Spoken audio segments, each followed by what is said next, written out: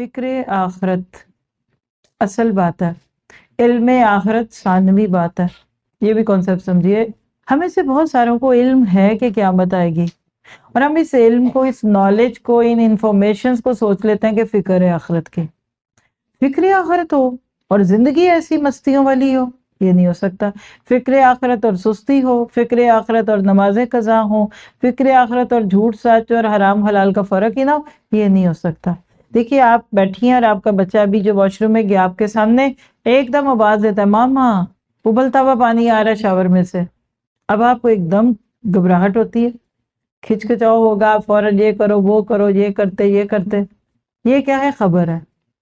اس کے برعکس آپ حسب معمول شاور کے نیچے کھڑی ہوئی ٹیب کھولی کہ پانی تو لیوک وارم ہوگا، ایک دم ابلتا پانی سر پہ بڑا، چیخیں نکل جائیں گی. یہ ہے فکر آخرت. تو اپنے علم آخرت کو فکر آخرت میں ڈالنا ہے انشاءاللہ.